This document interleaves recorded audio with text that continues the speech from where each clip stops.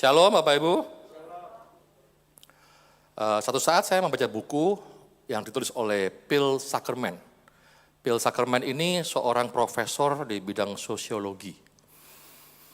Jadi pada satu saat si Pak Phil ini dia pindah ke sebuah negara, Skandinavia ya, di Denmark tepatnya. Dia pindah ke sana dan dia tertarik dengan situasi kondisi di negara itu.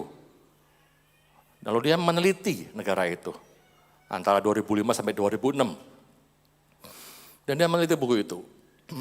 Dan dia temukan ada hal yang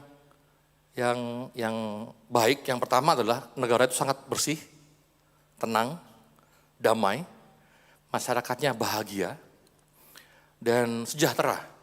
Secara ekonomi baik sekali di negara dia di mana dia tinggal. Dan beberapa lama dia tinggal di sana, baru dia sadari bahwa dia gak ketemu polisi selama beberapa waktu. Jadi jarang sekali ada polisi.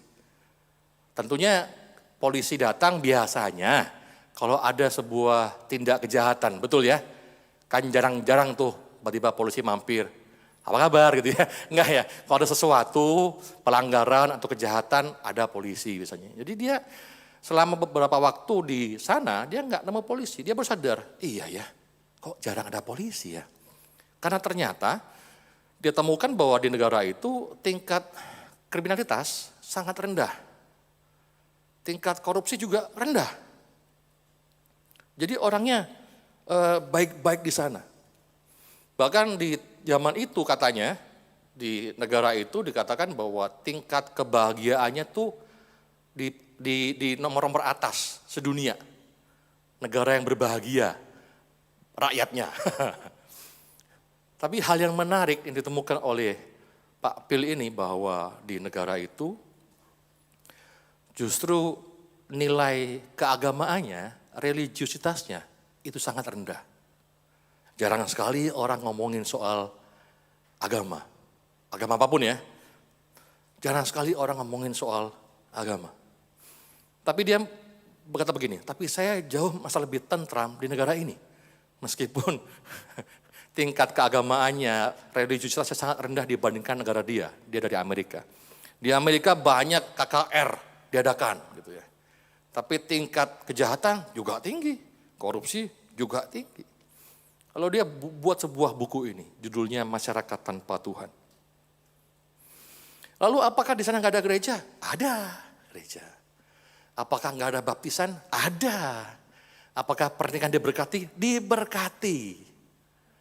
Jadi semua ada, gereja ada. Ya mungkin yang datang nggak banyak. Tapi kalau baptisan ada, pernikahan juga diberkati di gereja. Lalu orang ini nanya sama orang-orang di sana, kenapa kamu diberkati dalam pernikahan? Kenapa kamu dibaptis? Dan jawaban mereka adalah, ya bukankah memang sudah seharusnya? Jawaban mereka ada yang bilang, karena dari kakek nenek saya memang kalau menikah diberkati di gereja.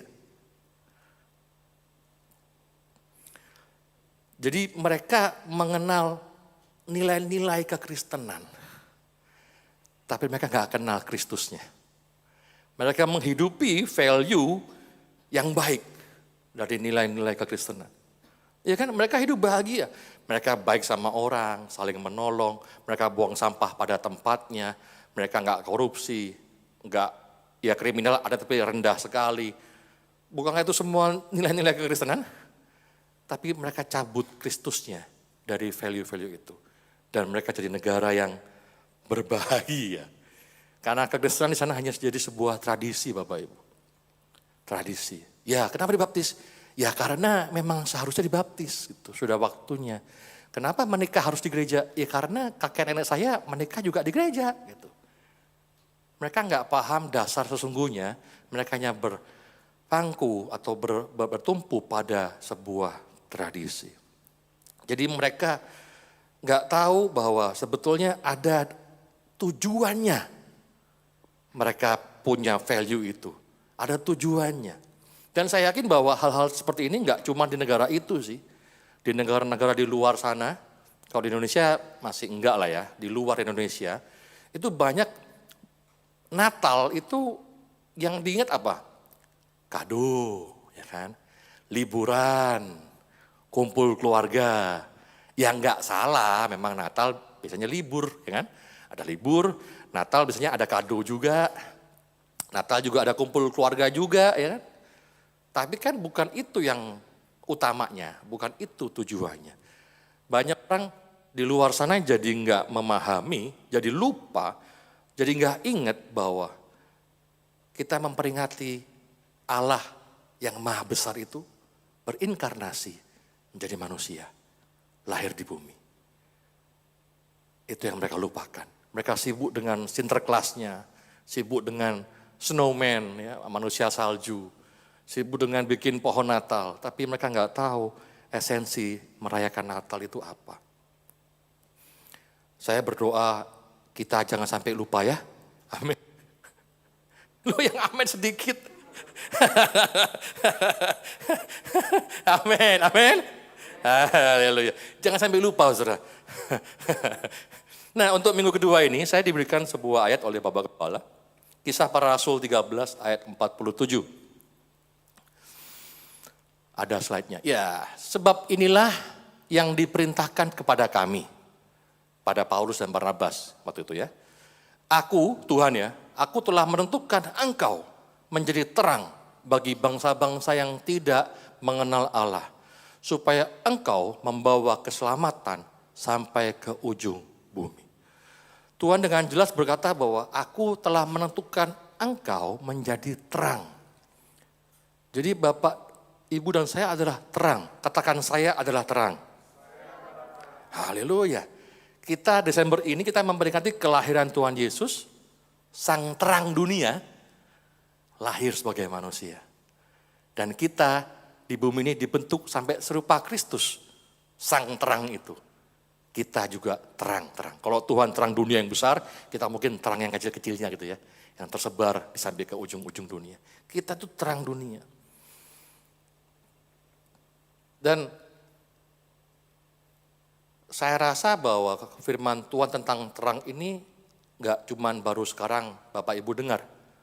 Ada yang baru pertama dengar, oh tentang terang, angkat tangan. Gak ada pasti kan, sejak sekolah minggu udah ada nih, jadilah terang, garam dan terang. Jadi terang dimanapun kau berada gitu ya.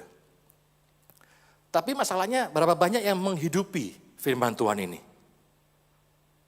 Jangan tunjuk sebelahnya, renungkan sendiri. Berapa banyak saya, Bapak Ibu, berusaha mempraktekkan firman ini. Saya pun tertegur. Sudahkah kita berusaha menghidupi firman ini, menjadi terang? Apa maksudnya menjadi terang? Tadi di Kisah Rasul jelas bahwa menjadi terang supaya kita menyampaikan berita keselamatan. Supaya menyampaikan keselamatan sampai ke ujung bumi. Ke bangsa-bangsa yang gak mengenal Tuhan. Ke pelosok-pelosok desa, pelosok-pelosok pedalaman. Sedangkan yang gereja lakukan hari ini, gereja-gereja besar mereka buka cabang di Jakarta malah ya. Yang dari daerah lomba-lomba buka Jakarta. Gak cuma satu cabang, beberapa cabang lagi. Ya mungkin Tuhan suruh. Tapi Tuhan maunya kan ke ujung-ujung, ke pelosok gitu loh. Ujung dunia.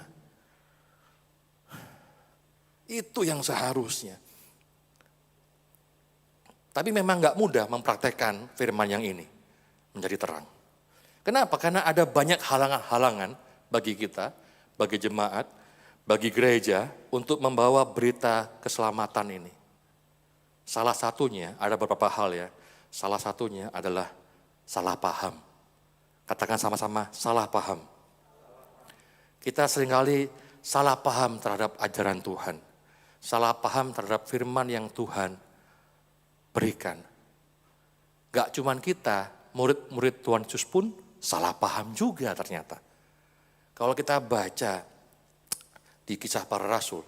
Jadi Bapak Ibu begini ya, orang-orang Yahudi pada umumnya mereka sangat yakin. Karena ditulis dalam nubuat-nubuat di kitab Yesaya, di Daniel, Zakaria, bahwa akan ada Mesias yang datang dan mendirikan sebuah kerajaan yang tidak tergoyahkan.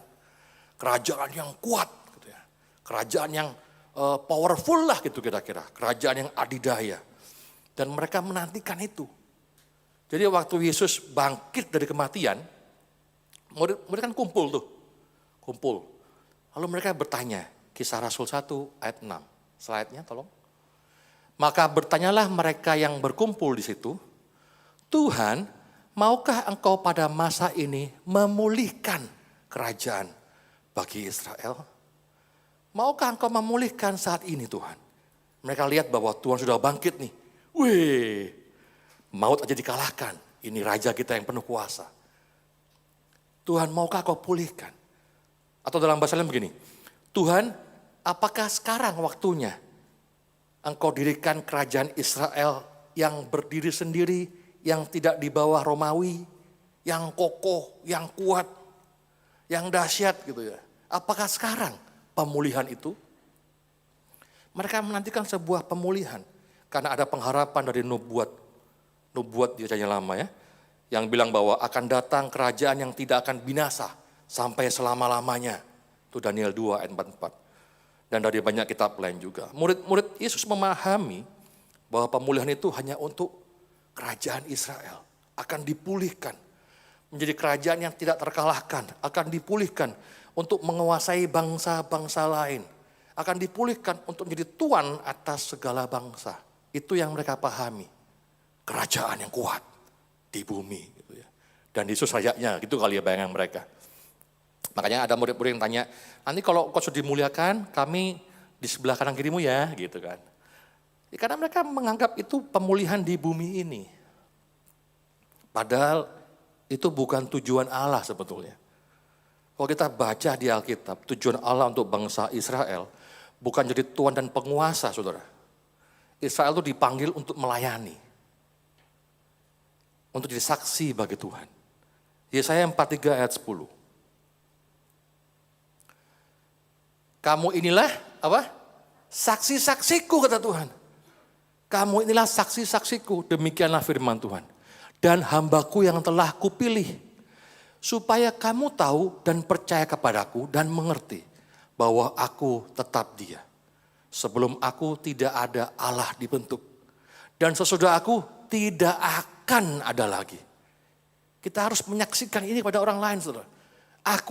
Akulah Tuhan. Dan tidak ada juru selamat selain daripadaku. Ayat 12. Akulah yang memberitahukan, menyelamatkan, mengabarkan. Dan bukannya Allah asing yang ada di antaramu. Kamulah saksiku kata Tuhan. Demikian firman Tuhan. Dan akulah Tuhan. Bangsa Israel itu ditentukan jadi saksi-saksinya Tuhan. Saya percaya itu juga buat kita. Karena Tuhan bilang bahwa kita harus jadi terang. Supaya berita keselamatan sampai ke ujung bumi. Tujuan Allah adalah kita jadi saksi-saksinya Allah. Tapi seringkali kita pun salah paham. Sama kayak murid-murid Yesus di masa itu. Salah paham. Dan kita mungkin jadi nggak sadar sih. Bapak Ibu, betapa sering yang kita pikirkan, yang kita doakan adalah pemulihan hidup kita di bumi ini. Betul nggak? Bapak Ibu kalau dengar lagu-lagu gereja yang baru-baru, khotbah-khotbah yang ramai didengar orang, yang viewernya banyak, itu biasanya fokusnya pada pemulihan diri sendiri di bumi ini. Yang lagi masalah dengan keluarga, gitu ya, dipulihkan. Ada lagunya, saya mau nyanyiin tapi ntar dimarahin sama yang ngarang gitu ya. Lagunya kayak, ya aduh kasihan saya, itu tolong saya gitu ya. Percaya Tuhan pasti tolong, gitu kira-kira lah. Itu kan tuh pemulihan diri sendiri. Apakah salah? Enggak salah, ya enggak salah. Nyanyi itu boleh? Boleh lah, karena pemulihan itu janji Tuhan. Kita pasti akan dipulihkan, amin. Pemulihan harus terjadi saudara. Pemulihan karakter, iya dong. Ikut Tuhan lama tapi enggak berubah-berubah, enggak ada pemulihan dong. Pemulihan hubungan keluarga, ikut Tuhan lama masih berantem, menjadi dalam keluarga.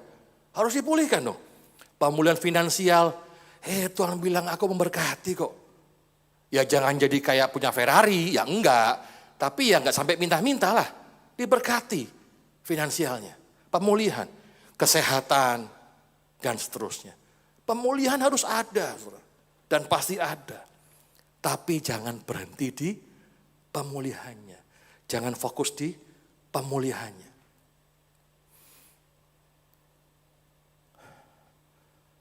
Lagu-lagu yang fokusnya pemulihan diri itu orang suka nyanyi sambil nangis-nangis karena emosional kan. Aduh iya kasihan aku gitu.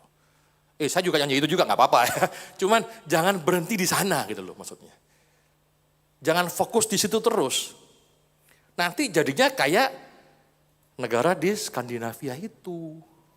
Fokusnya di pemulihan diri.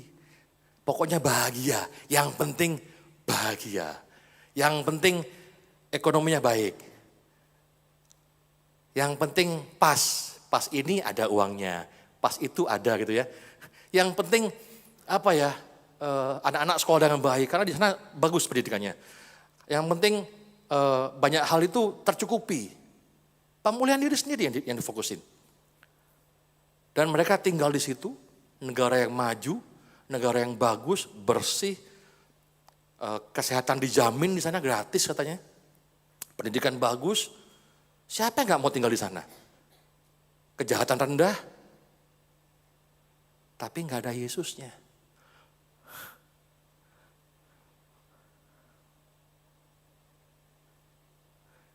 Saya nggak tahu yang nulis buku itu orang ateis atau bukan.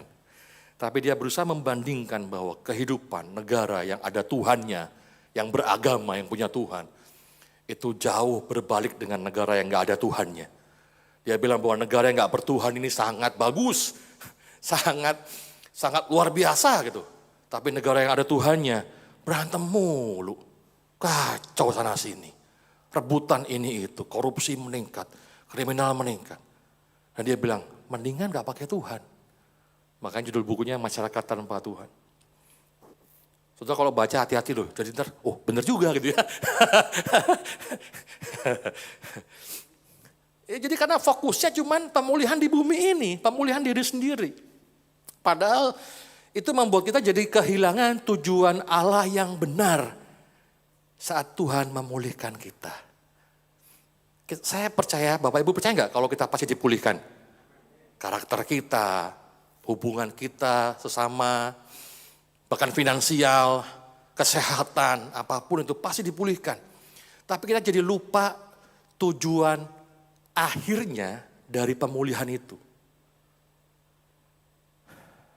Dan berhenti di sana. Udah cukup, udah pulih, happy udah. Gak perlu maju lagi. Jangan saudara. Tujuan Allah memulihkan kita tuh supaya jadi saksi. Supaya jadi terang. Itu tujuan pemulihan. Bukan buat happy-happy kita aja. Tapi pemulihan dari Tuhan ada tujuannya. Untuk menjadi kesaksian. Tuhan bilang bahwa aku telah menentukan engkau menjadi terang. Supaya membawa kabar keselamatan. Kita bisa jadi saksi kalau ada pemulihan. Setuju? Ya kita udah sakit-sakitan gitu ya. Gak punya apa-apa, maksudnya stres gitu ya. Mau saksi apa? Yuk ikut Tuhan. Orang lihat, gak mau. Ngeri ke Tuhan malah stres. Harus dipulihkan. Dan karena pemulihan itulah kita jadi terang. Saudara. Loh saya belum dipulihkan Pak. Ya pemulihannya gak seperti yang kamu doakan. Mungkin gak seperti kamu inginkan. Tapi Tuhan punya caranya buat pemulihan untuk diri kita masing-masing. Amin. Dan pasti berbeda biasanya. Kita baca Yesaya 49 ayat 6. Terlalu sedikit bagimu hanya untuk menjadi hambaku. Untuk menegakkan suku-suku Yakub, untuk mengembalikan orang-orang Israel yang masih terpelihara. Tetapi aku akan membuat engkau menjadi terang bagi bangsa-bangsa. Supaya keselamatan yang daripadaku sampai ujung bumi. Tuhan bilang terlalu sedikit, terlalu kecil. Kalau engkau cuma jadi hambaku dan cuma ngurusin orang Israel gitu. Kalangan sendiri. Mengumpulkan yang tercerai-berai. Menegakkan suku-suku Yehuda, terlalu kecil. Tuhan mau kita gak cukup hanya melayani kalangan sendiri, kita harus sampai ke ujung bumi. Jadi kalau Bapak Ibu hanya berpuas diri dengan pelayanan di gereja lokal, Tuhan bilang terlalu kecil. Cukup berpuas dengan WL, cukup berpuas dengan WL bagus ya, bukan gak usah WL deh, di luar aja kita pelayanan. Ya jangan juga, ntar siapa yang WL? Kalau semua keluar, maksudnya yang melayani di luar. Ya. Tapi jangan berpuas diri di situ. Cuma WL, besuk itu bagus, besuk jemaat kita bagus. Tapi Tuhan bilang terlalu kecil kalau cuma sampai situ. Sampai bangsa-bangsa Tuhan bilang. Tuhan tentukan kita sampai bangsa-bangsa jadi terang. Jadi sama kayak tadi bangsa Israel, kita pun akan dipulihkan. Amin. Dan pemulihan Tuhan ada tujuannya, jadi terang. Ini maksud Tuhan untuk kita. Lalu gimana caranya jadi terang? Karena kan susah. Bukan susah sih. Kadang orang kayak merasa, aduh gimana ya. Ya semoga ini ada 3 hal yang kita bisa dengar hari ini tentang cara jadi terang. Hal yang sederhana. Yang pertama di Kisah Rasul 1 ayat 8. Kita mesti tahu dulu bahwa kita semua ini akan menerima kuasa kalau Roh Kudus turun ke atas kita. Pertanyaannya, saudara percaya enggak bahwa Roh Kudus telah turun atasmu? Amin. Berarti kita sudah punya kuasa Roh Kudus nih. Untuk apa? Itu dia. Udah hilang. Tetapi kamu akan menerima kuasa kalau Roh Kudus turun ke atas kamu, ke atas kita. Dan kamu dan kita akan jadi saksi Tuhan di Yerusalem dan di seluruh Yudea, Samaria, sampai ke ujung bumi. Cara jadi terang, ada banyak ya. Ini satu aja dulu deh. Lewat kesaksian, saudara. Lewat kesaksian. Ya kan? Kuasa Roh Kudus itu buat kita jadi saksi loh. Tuhan gak pernah suruh gini. Perangilah dan taklukkanlah bangsa-bangsa. Supaya mereka jadi umatku. Enggak, Tuhan gak bilang gitu. Ya saya bilang, kamulah saksiku. Kisah Rasul sama juga ngomongnya. Kuasa Roh Kudus turun atasmu dan kamu akan punya kuasa untuk jadi saksiku. Kita memenangkan orang dengan kesaksian, saudara. Bukan dengan peperangan. Cara pertama menjadi terang lewat kesaksian adalah kesaksian lewat perkataan. Katakan sama-sama, kesaksian lewat perkataan. Saudara tahu gak sih bersaksi kayak apa? Bersaksi itu bercerita pengalaman saudara dengan Tuhan. Bersaksi itu bercerita bagaimana perubahan pikiranmu, perubahan tingkah lakumu, perubahan pola pikirmu ketika engkau diubahkan Tuhan. Itu bersaksi, saudara. Cuman cerita masa mau ditangkap polisi, cuman cerita. Cuman cerita masa kristenisasi, cuman cerita. Itu kuasa perkataan lewat kesaksian. Berbagi transformasi diri, berbagi perubahan hidup. Saya kasih waktu 5 detik. Coba renungkan saudara, kapan terakhir kali saudara bercerita kepada orang lain tentang baiknya Tuhan. Renungkan.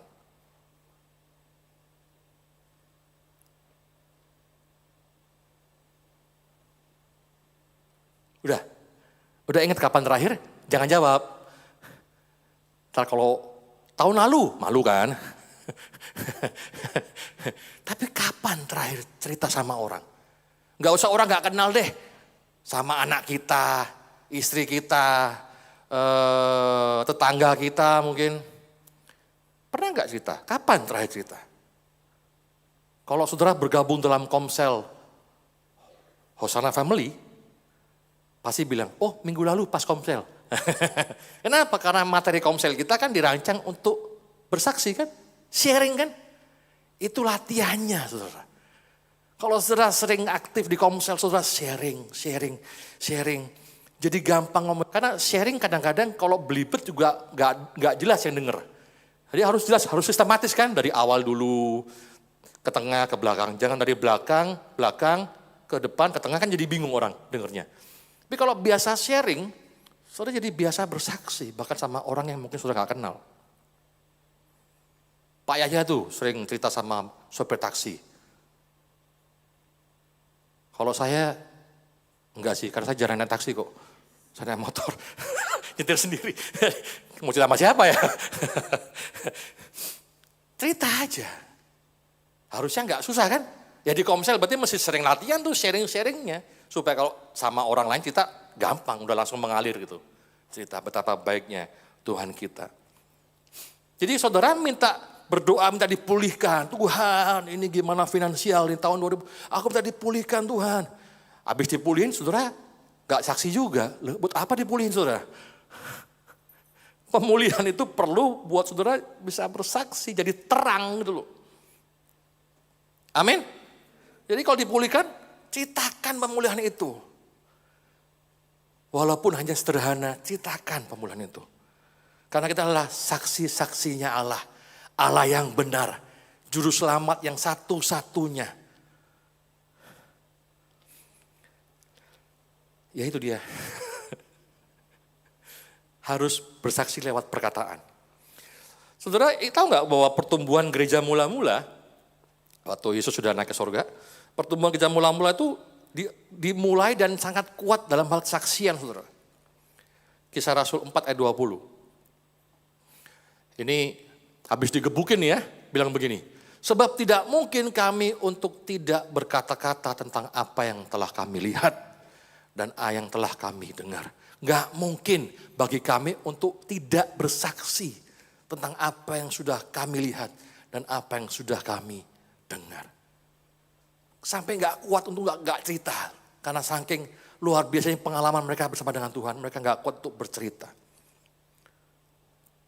Jadi mari kita mau mulai bersaksi lewat perkataan kita. Amin. Gak perlu susah-susah, ceritakan pengalaman aja. Pengalaman aja. Yang kedua, menjadi terang lewat kesaksian. Yang kedua adalah kesaksian kehidupan. Kita bersaksi lewat kehidupan kita. Belum. Ayatnya belum. Gak semua orang bisa berkata-kata dengan baik. Ya kan, ada orang-orang memang agak susah ngomong gitu ya. Tapi dia bisa bersaksi lewat kehidupannya loh. Kisah tadi itu, Alvin dan David. Saya baru tahu mereka suka main golf. Diam-diam mereka ya. Bisa-bisanya main golf gak ajak-ajak. Saya kan juga pengen tahu juga kayak apa main golf itu kan. Mungkin bisa ajak Korudi lain kali ya, main golfnya. Kayak itu kan contoh ya, nggak beneran. Seseorang bisa berkata sama, Alvin bisa ngomong sama si David, kok kamu nggak pernah ajak saya ke gereja? Pasti karena si David menunjukkan sebuah kesaksian lewat kehidupannya. Hidupnya bener, hidupnya baik sama tetangganya, rumahnya bersih, bayar iuran tepat waktu, iuran komplek. Iya kan? Karena ada teladan di situ. Coba misalkan si David tetangga yang nyebelin. Buang sampah sembarangan. Punya anjing banyak. Pupnya di mana-mana. Dibersihin, buangnya ke sebelah. Nggak mungkin dia, ikut dong ke gereja. Nggak mungkin dia ikut begitu. Jadi kalau kisah itu beneran, maka si David itu tanpa berkata-kata, dia bersaksi lewat kehidupannya. Amin. Saya pernah tahu beberapa pendeta, gembala yang kalau khotbah nggak gitu bagus Bapak Ibu. Monoton, memang udah tua-tua sih orangnya. Tapi yang saya heran, jemaatnya banyak. Jemaatnya ribuan. Saya bisa mikir, padahal kalau dengan khotbah dia ngantuk loh. Ternyata bukan karena dia pandai ngomong, pandai berkhotbah. Tapi karena hidupnya jadi kesaksian bagi banyak orang. Dia memenangkan banyak jiwa. Dia bisa mendamaikan hamba Tuhan yang berantem. Hamba Tuhan juga manusia ya. Punya emosi, bisa tersinggung. Dia bisa damaiin loh. Hamba Tuhan ini yang kalau khotbah gak bagus itu. Saya sampai, kok bisa ya? Dia bisa memberikan sebuah kesaksian lewat kehidupannya. Ada beberapa yang, satu tuh ada yang gagap. Saudara. Kalau ngomong gagap. Gagapnya lebih parah dari saya. Gagap. Jadi setiap kali ngomong tuh ada gagapnya. Dan saya nggak mungkin contohin ya kan menghina hamba Tuhan. Jangan dong ya. Pokoknya gagap, tahu kan ya gagap ya. Jadi khotbah pun dia gagap. Suatu ketika saya lagi ikut seminar, saya lagi nunggu jam seminar, lagi duduk, saya lihat tolak-tolak kan. Ada bapak itu. Saya tahu beliau kan, bapak pendeta yang gagap itu. Dan beliau juga tahu saya, beliau nggak tahu saya. Saya cuma datang, Om, wah, ngobrol. Karena dia sendirian dengan ada temannya. Ngobrol-ngobrol, dan memang gagapnya parah. Agak lama kalau ngomong, karena gagap. Tapi ngomong sebentar sama dia, itu saya rasakan banyak hal. Ketulusannya, kerendah hatiannya, sangat humble orangnya. Jemaatnya banyak, cabangnya ada beberapa. Tapi orangnya biasa banget. Saya tanya banyak hal tentang ini tuh. Gini, saya mau contohin gak enak ya. Pokoknya gini ya. Saya nomor HP, dia ini main ke rumah. Ngobrol di rumah. Tapi saya sungkan, sampai sekarang belum ke sana sih. Udah lupa pasti sama saya. Siapa kamu kok ke sana sekarang? Udah lupa. Ya itu apa namanya. Luar biasa gitu loh. Makanya gak heran dengan kehidupannya dia memenangkan banyak jiwa. Ngajarinnya nggak kayak orang sok tahu, memang dia sok tahu harusnya, jemaatnya banyak gitu ya. Tapi dia ngajarinnya biasa aja gitu. Banyak orang dimenangkan karena melihat kehidupannya yang jadi kesaksian. Amin? Amin. Yang ketiga, jadi pertama kesaksian lewat perkataan, yang kedua kesaksian lewat apa tadi? Kehidupan kita, yang ketiga kesaksian apa?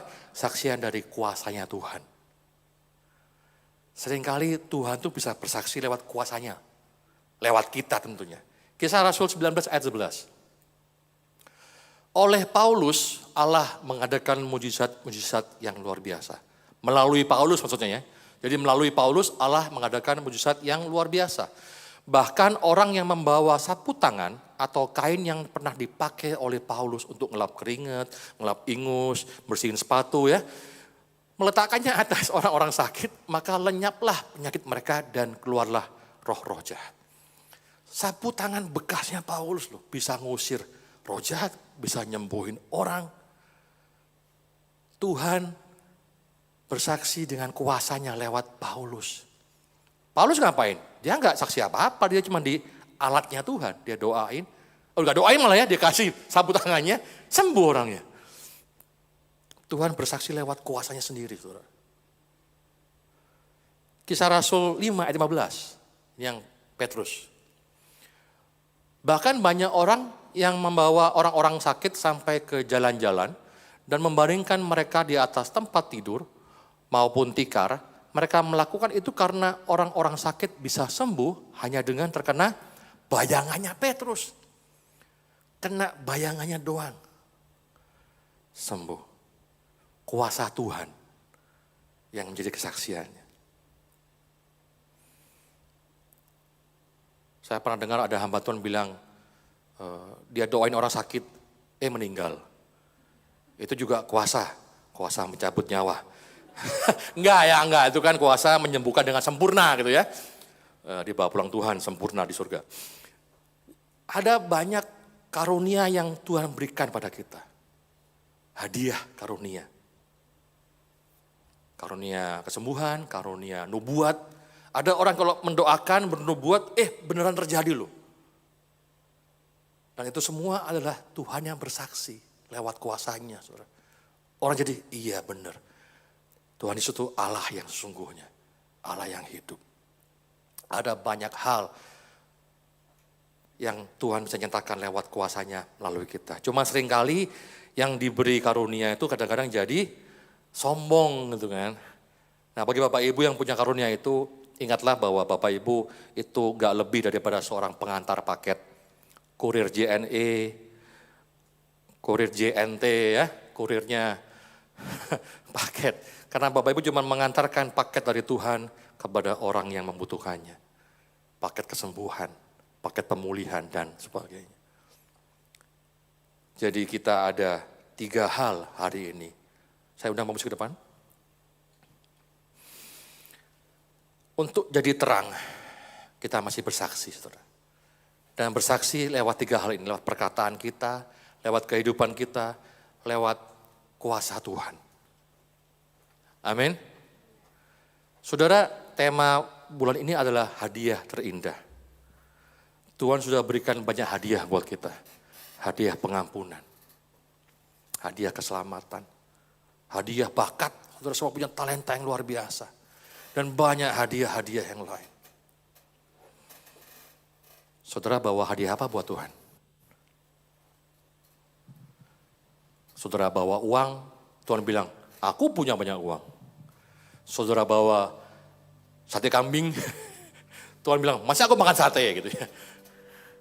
Tuhan bawa apa buat Tuhan hadiahnya? Bawalah hidupmu yang mengenapi rencana Tuhan. Itu hadiah yang Tuhan sangat sukai. Amin. Hari ini, di bulan Desember ini, mari kita mau ingat bahwa Allah yang besar itu, yang tak terbatas itu, menjadi manusia sama kayak kita, lahir di bumi ini. Jadi terang dunia, dengan tujuan supaya kita diselamatkan, dipulihkan, dan jadi terang lagi. Kenapa? Karena Tuhan juga mau terangnya nggak berhenti di kita, tapi ke semua orang yang belum kenal Tuhan, saudara. Jangan diambil sendiri terangnya. Bagikan kepada semua orang. Kita ada departemen PI misi di GBO sana. Kalau saudara hari ini dengar dan rindu, saya mau hubungi Pak Gembala. Kita akan sama-sama memberitakan keselamatan sampai ke ujung bumi. Amin.